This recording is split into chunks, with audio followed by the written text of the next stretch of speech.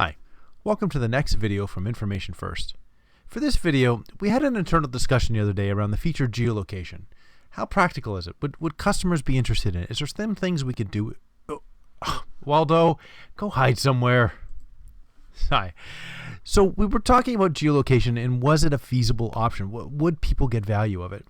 I did come across a request from a customer, and this particular customer was a city, and they thought that geolocation was an interesting prospect because they would be able to search for records or things like crime reports or maintenance requests from neighborhoods.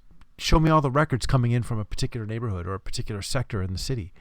So I wanted to take that analogy and just see if we could apply something and demonstrate something where maybe that might be of value to you and your organization. So in today's video, as you can see, we're going to look at what is geolocation. Basically, it's the ability to apply a GPS quadrant, and hooked into Google Maps, you should be able to visually see where your records are.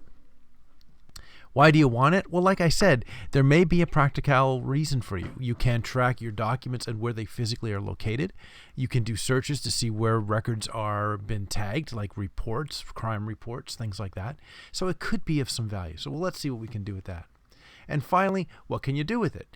Well, I found in playing with this today to prepare for the video, I found a neat little thing where I can actually export the records and then import them into Google Maps and get a visual of where all my records are. So I thought that was pretty cool as well. And then finally, we got to find Waldo because I don't know where he went off to. So let's get started. The geolocation essentially is your ability to apply GPS quadrants into the RMS. Sorry, into the content manager tool. So let me go ahead and do a search for records created today. I have been working a little bit here, so I'm going to go to date records registered today. And in this scenario that I'm going to do for you today, I've been creating a lot of pothole reports. I've been going out and documenting potholes. So for example, here is a pothole. It looks like the title of the record is Trans-Canada Highway at kilometer 266. Get a preview of my report. Oh, looks like somebody sent in a picture of that pothole. We need to send out a crew to get that repaired. But let's take a look at the properties for this pothole. Notice I've exposed the GPS location. So by putting this in on create, when I created the particular record, I should be able to kind of like right click on that, or let me go to my properties more importantly. Right click on my properties. There's my GPS and it's a point on the map. When I click the map, it's going to open up Google Maps and I can see exactly where this particular record was registered. Let me zoom out a little bit and you can see we are on the Trans-Canada Highway and it looks like this pothole is just outside of Moose Jaw. Whoops, I went a little too fast, a little too. So there's an example where this record is here. I can see visually that's where the pothole is. Not only do I have the pothole reports. I thought that was kind of cool. Let me go to the full screen so we can get a better view of what's going to happen now. So I'm going to close off my Google Maps. And I'm going to come back to the record. So let's see how we would go ahead and create a record and what a user might have to go through. All right, so I have, and I'll just move this over to the side a little bit like that. I do have a, well, where'd I put it? Oh, there it is, my pothole report. I did see it. It was right in front of me the whole time. Oh, you guys can't see that. Oh, I'm sorry. I just realized that is off screen a little bit. So I will move this to here. And this is what I've been looking at the whole time at the side. So you can see I have a little pothole request. And I've just come in from the field. I've got a new pothole report. I'm going to drag and drop that into my container. Whoops. I don't know why it decided to do that on me.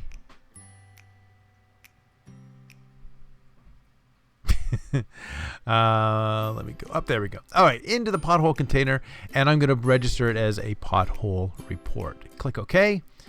And there's already documents. So this actually, Warren, I will talk about this message. This message is because I have single instancing on it. It's basically telling me that I've put the same document in 17 times. So ignore this message for now. And I'll say, yes, I do want to register the document again. And now I'm going to fill out my pothole report. So it does pick up the title. I'm going to put on Trans-Canada Highway.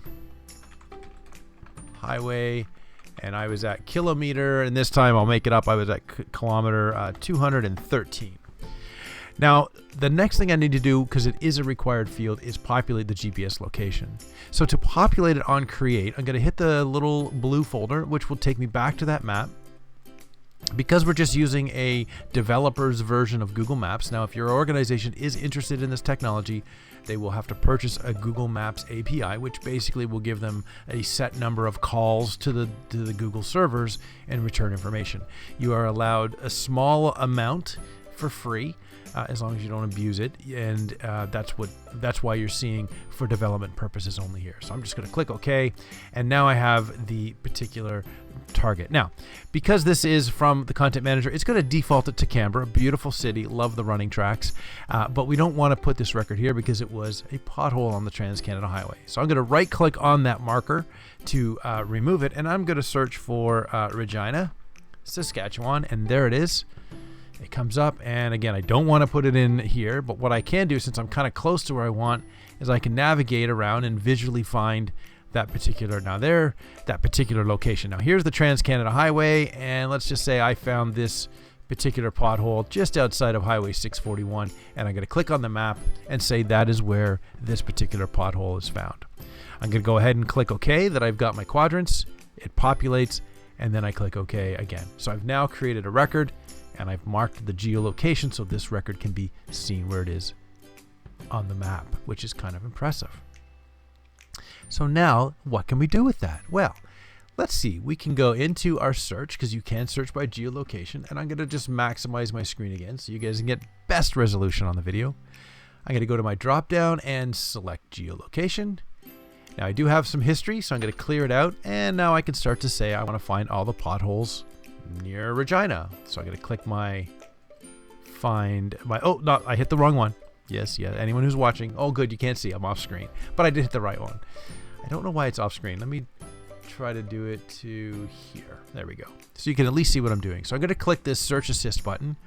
It's going to bring me back up to the search parameters when I'm dealing with GPS. I can select a radius, 5, 10, whatever number I want, miles of a GPS quadrant. So that's what I'm going to do.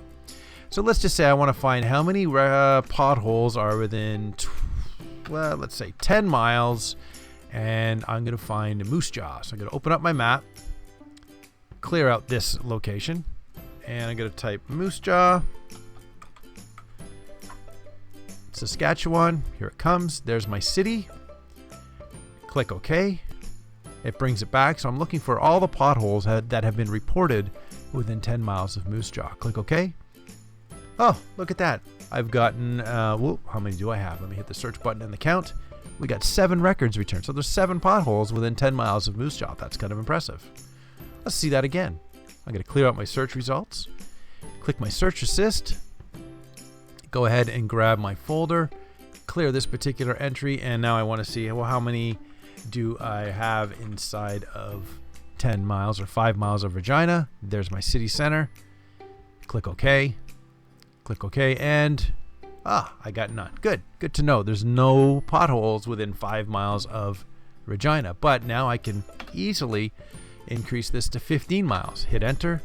I got 1 pothole within 15 miles of Regina. That's pretty good. Let me try this again. Let's go up to 30. I got 2 potholes within 30 miles of Regina. Let's go up to 50. You get the point. Now I have more potholes. So the ability to kind of search all this and see where your potholes are is, I really like this. This is excellent. Let me just randomly grab another one. I'm going to right click and look at the properties. I'm going to click on the blue folder and browse, and I can see that this is somewhere on the Trans-Canada Highway, and there it is. Excellent. I really enjoyed this feature. All right, let me close down a few things. So there's the ability to do a search within. Now, I want to show you some other neat little things that you can do with the searching. Let me clear it out. And I've just been doing points on a map, and then I've been doing a radius. But you can also do polygons and some other weird shapes like that. So I'm going to hit the search assist. I'm going to go to my folder. I'll clear Canberra, and I'm going to go back to Moose Jaw.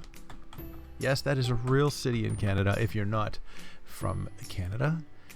Now, what I can do, I'm going to zoom out a little bit on my map. Now, I do know where I put a lot of my pothole reports. I put them in around this stretch of highway right here. So what I can do is I can insert points as a polygon. Now, watch this. This is kind of cool. I'm going to hit Polygon. So now every little point I put on the map, it's going to try to connect the dots and create a polygon. I can kind of come back now on the other side of the map. And look at that. So basically what I've done, and if I can zoom in a little bit more, you can see I've kind of surrounded that stretch of highway with a polygon. Click OK to return. And now you can see I got all of these quadrants are in there, and I'm still searching within 5 miles. So I could stick with 5 miles. Let's see how many we get within that little polygon. Click OK. And I get 1. In all of that stress, I get 1 record. So there's 1 in there, and we could potentially see where it is. I'm going to right click and go to Properties. I'm going to go and hit on the blue folder. And there it is. So that was inside of my polygon. I do like that. Let me go back and change it one more time. I'll say no to the changes. Let's go to 15 miles, within 15 miles of that polygon. Click the search button. And there we go. A lot more results. So this was really cool. I was really excited to this point. The polygon was working great. The proximity search was working great. But then I thought there's got to be more. I have all these pothole reports. How do I see where they are all at once? Now, in my preliminary studies, this is what I found out, and I really like this idea, so this is kind of cool. What I'm going to do is, these are all of the records I found within that little polygon, that strip of highway. I'm looking for the potholes. Now what I can do is do a right click, tag all, and right click again, and I'm going to send these to a print merge. So remember, print merge will allow you to save it as a CSV file or as a Word document. I want to export all tagged rows, and I'm going to click OK. Now in here I've already ahead of time done this a few times to practice, but I've already selected some fields, and what I wanted to select was the title of the record. Let me scroll a little bit quicker because the data's there. I want the GPS location, and I also want the title of the record, which should be down here as I scroll. You kind of get the idea of where I'm going. There it is.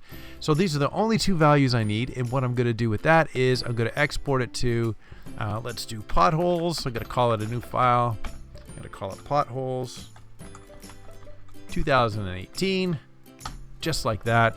And now this is where it gets a little tricky, but they do want a CSV file, so I'm going to put CSV, and I'll tell you why I'm doing that in a moment. And I'm going to click OK. And yes to all rows. Perfect. So I'm going to just minimize this for a moment. And where is my files? Here it is. Potholes 2018. I'm going to put it right here. Now, why did I do a CSV when it's not? Because we all know it's tab delimited. What we need to do, and when I figure out a better way for you, I'll update this video. But for now, I'm going to right click on that CSV. I'm going to edit it in a notepad editor. Now, because it's tab delimited, Google, this is going to be exciting. Google wants CSV. So what I'm going to do is I'm going to do a find and replace here. Make sure you guys can see it. I'm going to actually search for the extended content, and I'm going to say find all the tabs and replace them with a comma. So I'm going to turn this from a tab delimited file into a comma delimited.